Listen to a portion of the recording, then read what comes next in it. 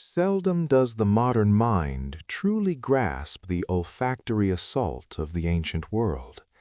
Before the advent of sterilization and the daily ritual of the shower, humanity existed in a cloud of biological reality. The air in the streets of Antiquity was thick, heavy with the scent of unwashed bodies, rotting refuse, and animal waste. It was a visceral, gritty existence, where the concept of being clean was not merely a preference, but a luxury few could afford. In this pungent environment, the emergence of soap was not a sudden stroke of genius, but rather a slow and inadvertent discovery. Rarely do we consider that this humble bar, sitting idly by our bathroom sinks, possesses a history soaked in blood, fat, and ashes. It is a substance that has saved more lives than penicillin, yet its origins are murky, born from the refuse of cooking fires and the slaughter of beasts. The earliest recorded evidence of this substance comes not from a medical text, but from a utilitarian list of supplies. Buried within the clay tablets of ancient Babylon, dating back to 2800 BC, we find the first known formula. The Sumerians, in their pragmatic wisdom, combined cassia oil with water and an alkali substance. However, never was this intended for the human body. It was, in fact, an industrial agent. The Sumerians used this primitive slurry to wash wool before the dyeing process, stripping the natural grease from the fibers. It was a moment of serendipity, which means a fortunate but accidental discovery, a truly fascinating concept. They had stumbled upon a chemical reaction that would eventually reshape the destiny of human health, yet they remained largely oblivious to its potential for personal hygiene. Across the sands in Egypt, the story took a slightly different, more medical turn. The Evers Papyrus, a venerable medical document from 1500 BC, describes combining animal and vegetable oils with alkaline salts. Here, the mixture was used to treat skin diseases and as a salve for sores. The Egyptians, obsessed with purity and ritual cleansing, bathed frequently, though they often used natron and scented oils rather than the soapy lather we recognize today. But perhaps the most enduring myth of soap's origin brings us to the banks of the Tiber River in Rome. Legend speaks of Mount Sapo, a site of ritual animal sacrifice. As the fat from the incinerated beasts melted, it dripped down into the wood ashes of the ceremonial fires. When the rain fell, this slush of tallow and ash washed down the clay banks into the river below. Local washerwomen, scrubbing their tunics in the murky water, noticed something peculiar. The clothes washed at that specific confluence of river and runoff became cleaner with far less effort. It is a romantic notion, suggesting that our hygiene is the inadvertent byproduct of divine sacrifice. Whether this tale is historical fact or merely folklore remains a subject of debate, yet the chemistry holds true. The chemical process at work here is known as saponification. It is the violent reaction between a fatty acid and a strong base, usually lye derived from wood ash. In the ancient world, this was a harsh, caustic substance.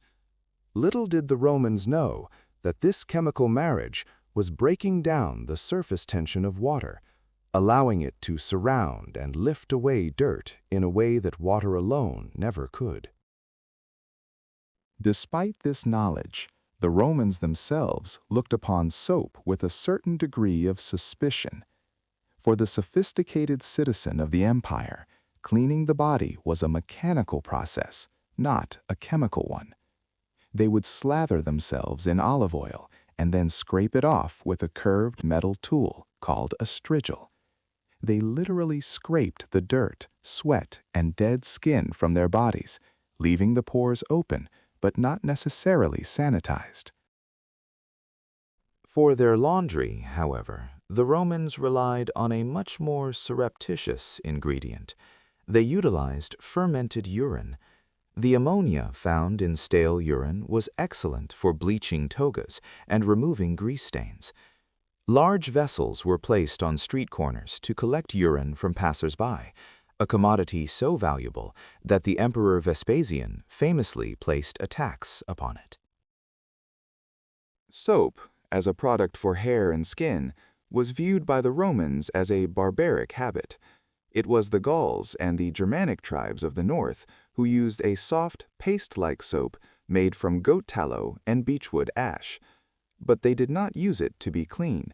Rather, they applied it to their hair as a pomade to stiffen it and dye it red, giving them a terrifying, ephemeral appearance in battle.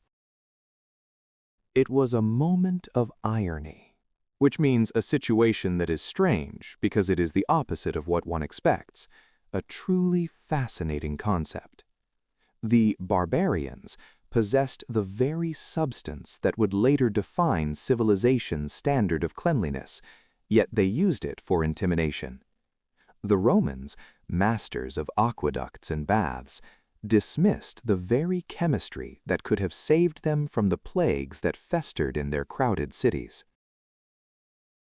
Not until the 2nd century AD did the physician Galen begin to recommend the use of soap for washing the body, specifically identifying it as a means to remove impurities. He acknowledged that the Germanic soap was superior for cleanliness, marking a shift in the cultural perception of the substance. Slowly, the abrasive pastes of the north began to infiltrate the bathhouses of the south. Yet, the fall of Rome brought a darkness that descended not just upon culture, but upon hygiene itself. As the aqueducts crumbled and the great public baths fell into disrepair, the use of soap became localized and sporadic. The recipe survived in isolated pockets, kept alive by those who understood its value for processing wool and cloth, waiting for a time when it would be rediscovered as a necessity for human survival. In the ruins of Pompeii, archaeologists discovered a factory containing vats of lime and what appeared to be soap cakes. For years, this stood as proof of a thriving industry. However, modern analysis suggests these may have been fulling workshops where cloth was treated with earth and urine. It serves as a reminder of how easily we project our modern expectations onto the resplendent chaos of history. Thus, the ancient history of soap is not a straight line of progress. It is a messy, disjointed narrative of sheep grease, wood ash, and accidental chemistry. It was a tool for industry long before it was a tool for health. The ancients walked a fine line between filth and purity, often confusing the two, unaware that the slippery substance they used to dye their hair or wash their wool held the key to defeating the invisible enemies living on their skin. While Europe slumbered in the murky twilight of the Dark Ages, the torch of chemical enlightenment had been passed to the East. It was in the Islamic Golden Age that soap underwent a profound transformation, evolving from a rough, semi-liquid paste into the solid, hard bars we might recognize today. The chemists of the Levant had mastered the use of caustic soda, mixing it with vegetable oils rather than animal fats. In the bustling souks of Aleppo and Nablus, soap-making became a refined art form. Here, artisans combined olive oil with oil extracted from the laurel berry, creating a green, aromatic block that was as medicinal as it was cleansing. Seldom had the world seen such a perfect marriage of utility and luxury. This hard soap could be transported easily, leading to a thriving trade network that stretched across the Mediterranean. It was the Crusaders, returning from their bloody campaigns in the Holy Land, who brought these fragrant treasures back to a Europe reeking of neglect. To the medieval knight, accustomed to the rough wool and stale sweat of camp life, these smooth, scented bars must have seemed almost miraculous. They were not merely cleaning agents, they were exotic commodities, symbols of a sophistication that the West had temporarily lost. As these foreign soaps began to permeate the European markets, a geographical schism emerged in the world of hygiene. In the sunny climes of Italy and Spain, where olive trees flourished, the production of soap mimicked the Eastern methods. They produced Castile soap, a white, gentle substance revered by royalty. It was pure, devoid of animal fats, and mild enough for the most sensitive of skins. However, in the damp, colder reaches of northern Europe and England, olive oil was a scarce luxury. Here, the soap boilers were forced to rely on the materials at hand. They turned to the rendering of animal tallow, the fat of cows and sheep, mixed with wood ash. The resulting product was effective, certainly, but it was also dark, harsh, and possessed a distinct, unpleasant odor. This tallow soap was reserved almost exclusively for the laundering of textiles and the scouring of floors. To wash one's face with it would have been an act of masochism. The stench of the boiling fat was so noxious that soap makers were often banished to the outskirts of towns. They became pariahs of a sort, essential to the economy, yet socially isolated by the very fumes of their trade. If you desire to scour the archives of history with us and dissolve the grime of ignorance that obscures the past, I invite you to join our congregation of scholars by securing your place in our digital library. Despite the foul odors of the northern guild halls, the industry grew. By the 12th century, soap makers began to organize into powerful guilds in cities like London and Bristol. These organizations were shrouded in secrecy, guarding their recipes with a fervor usually reserved for state secrets. They understood that the specific ratio of ash to fat was the difference between a profitable batch and a caustic sludge. It was during this era that the concept of personal cleanliness began to suffer a strange theological decline. The early Christian church had often viewed excessive bathing as a sign of vanity, a focus on the flesh rather than the spirit. As the Middle Ages wore on, this suspicion deepened into genuine fear. Medical theories of the time suggested that warm water opened the pores, allowing disease to invade the body. Consequently, the use of soap on the skin became a rare occurrence for the common man. It was a moment of quotidian, which means occurring every day or commonplace, existence where filth was normalized. The average peasant might wash their hands and face, but full immersion was viewed as a dangerous gamble with one's health. Linen undergarments, scrubbed diligently with tallow soap, became the primary barrier between the body and the world. The aristocracy, however, found ways to circumvent the stench without risking the bath. They utilized heavily scented soaps imported from the Mediterranean to wash their hands and hair, while masking body odors with perfumes and pomanders. Queen Elizabeth I, centuries later, was famously quoted as saying she took a bath once a month, whether she needed it or not, a statement that reveals the prevailing attitude of the era. In France, the industry took a different turn under the astute direction of the monarchy. The region of Marseille, with its access to the sea and abundant olive groves, became the epicenter of soap production in the West. By the 17th century, the French government codified the recipe for savon de Marseille, strictly prohibiting the use of animal fats. It was a legal decree that ensured quality and protected the reputation of French commerce. Never before had a government intervened so directly in the chemistry of cleaning. This regulation forced a standard of purity that allowed the soap trade to flourish internationally.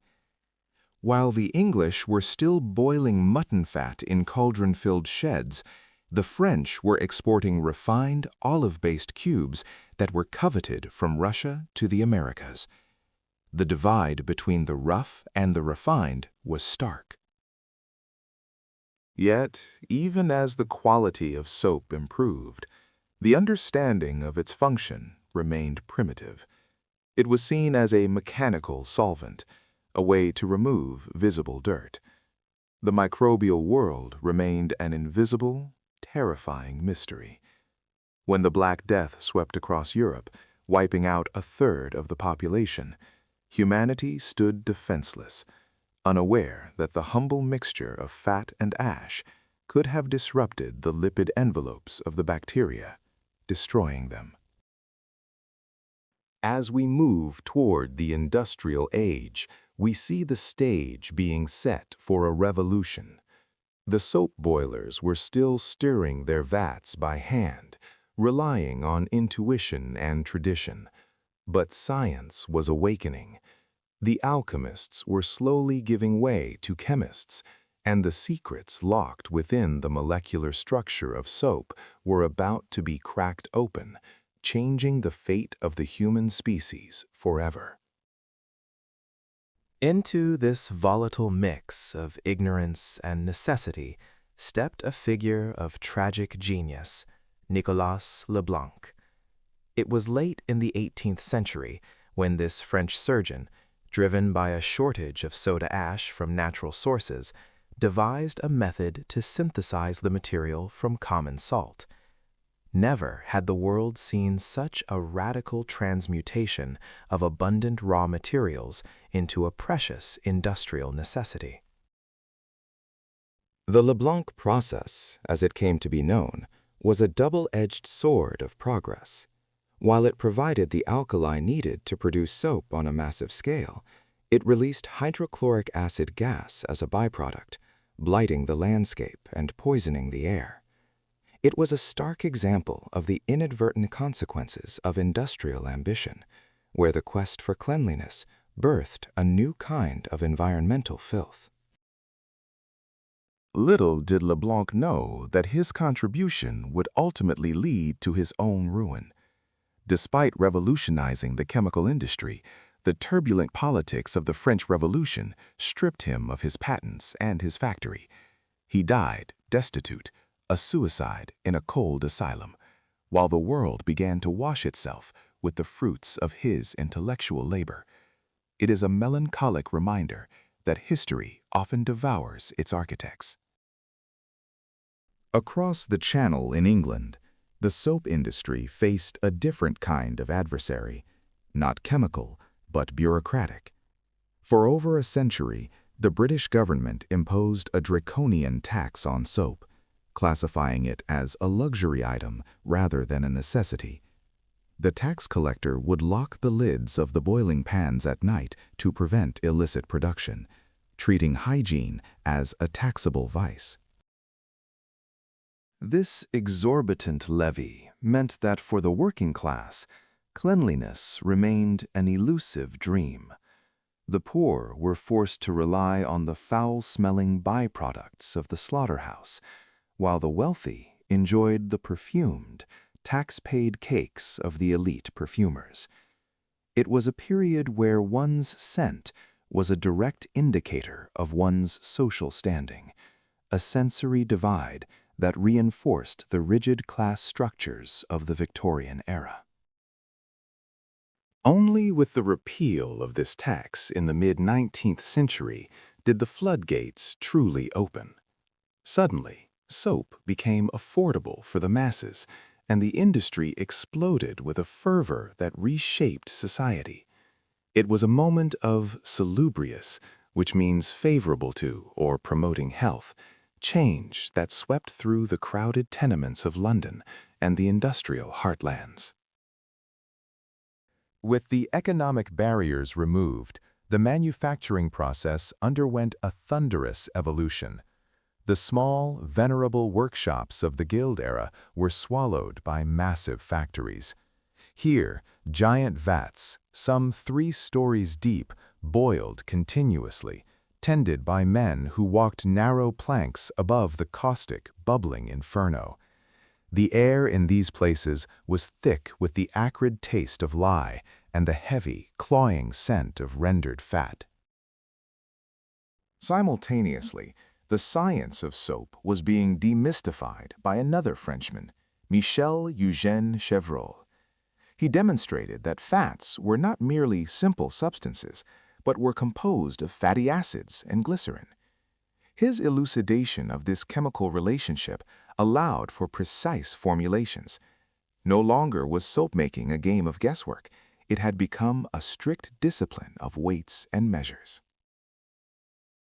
This newfound precision allowed for the creation of soaps that were not only effective, but aesthetically pleasing. Enter the era of branding. Entrepreneurs like Thomas Barrett of Pears Soap understood that they were selling more than a cleaning agent, they were selling an ideal. They produced a transparent amber bar that looked like a jewel, marketing it with images of pristine, angelic children. Seldom does one consider the psychological shift that accompanied these advertisements. Cleanliness was aggressively marketed as a moral virtue, a sign of civilization and piety. The phrase, "cleanliness is next to godliness," was not just a proverb. It became a marketing slogan that equated the removal of grime with the absolution of sin. To be dirty was to be morally suspect. Yet, outside the resplendent advertisements, the reality of the industrial cities was grim. The rapid urbanization had created squalid conditions where disease ran rampant. The very rivers used to wash clothes were often little more than open sewers. In this environment, soap became a weapon in the arsenal of public health, championed by figures like Florence Nightingale, who understood the lethal nature of infection. The confluence of mass production and germ theory transformed soap from a luxury into a medical necessity. Doctors, who had previously moved from autopsy to childbirth without washing their hands, began to scrub with carbolic soap. The mortality rates in hospitals plummeted, a silent victory won not by the scalpel, but by the suds. As the 19th century waned, the variety of soaps available to the consumer became dizzying. There were laundry flakes for the scrubbing of linens, abrasive bars for the calloused hands of the mechanic, and delicate milled soaps for the complexion of the lady. The market was segmented, and the humble block of fat and ash had been refined into 1,000 different commodities. In the United States, a new innovation was bubbling to the surface. Manufacturers began to experiment with the viscosity of the product, eventually leading to the creation of liquid soaps based on palm and olive oils. This shift was not merely convenient. It changed the tactile relationship humans had with hygiene, moving from the friction of the bar to the smooth application of a fluid. However, we must not overlook the darker narrative that ran parallel to this progress. The demand for exotic oils, like palm and coconut, drove imperial expansion into the tropics. The cleanliness of the West was often purchased with the arduous, forced labor of the global South. The raw materials that kept London and Paris white and pristine were harvested under the sweltering sun of the colonies. Thus, As we stand at the threshold of the modern era, we see soap not just as a bathroom staple, but as a complex artifact of history. It carries within its molecular structure the legacy of revolutions, the precision of chemistry, the weight of empires, and the eternal human struggle to separate ourselves from the dust to which we must eventually return. Scarcely had the 20th century dawned when the drums of war began to beat, altering the trajectory of hygiene forever. During the First World War, animal fats and vegetable oils became precious commodities, reserved strictly for the feeding of troops rather than the scrubbing of shirts. Faced with this critical shortage, scientists in Germany were compelled to innovate, turning away from nature and toward the laboratory. They synthesized the very first detergents, compounds derived not from the slaughterhouse, but from coal tar and later petroleum. These were not soaps in the traditional sense. They were complex chemical surfactants designed to function even in hard water, where traditional soap would falter and leave a scum. It was a triumph of synthetic chemistry, marking the moment when cleansing became a byproduct of the fossil fuel industry. Following the conflict, these synthetic wonders flooded the domestic market, promising a liberation from drudgery. The electric washing machine, paired with these new powders, transformed wash day from a grueling physical ordeal into a mechanical hum.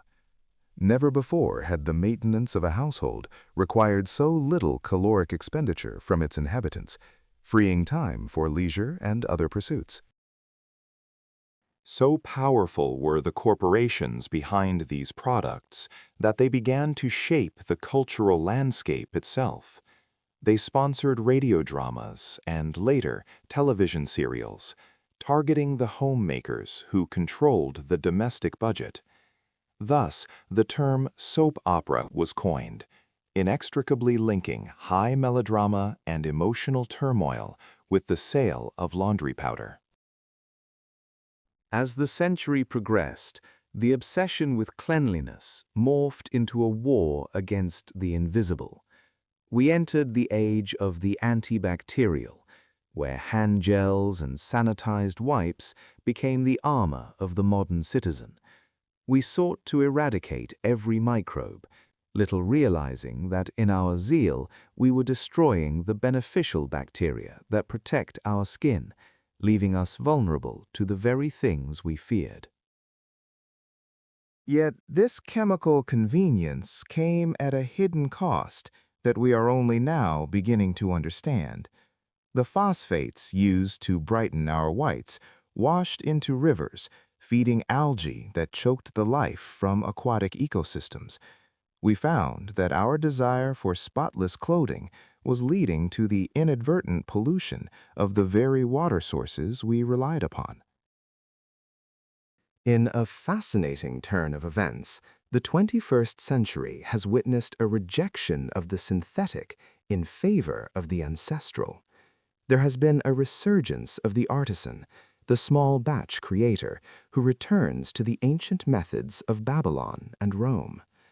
People now crave the imperfect, rough-hewn bar of olive oil over the neon-colored gel, seeking a tactile connection to the organic world we tried so hard to escape.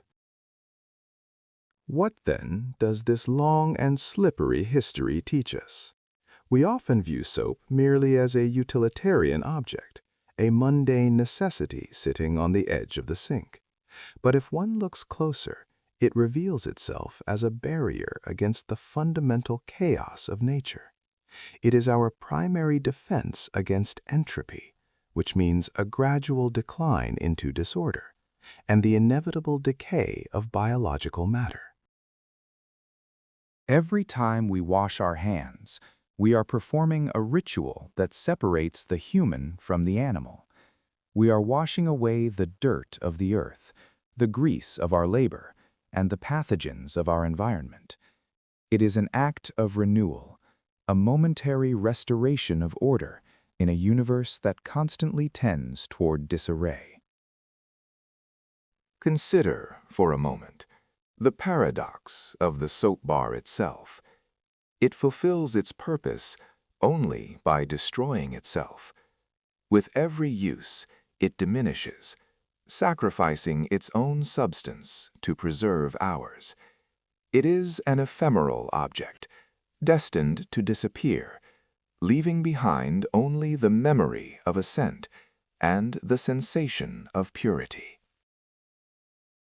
From the ashes of the sacrificial fire to the pristine laboratories of modern chemistry, the story of soap is the story of civilization itself. It is a narrative of how we have learned to master the elements, to manipulate fat and alkali, all in a desperate bid to keep the darkness and the dirt at bay. So, the next time you stand before the basin and lather up a simple bar of soap, take a moment to appreciate the thousands of years of history slipping through your fingers. It has been a pleasure guiding you through this bubbly chronicle. I am Alistair, and as always, thank you for watching.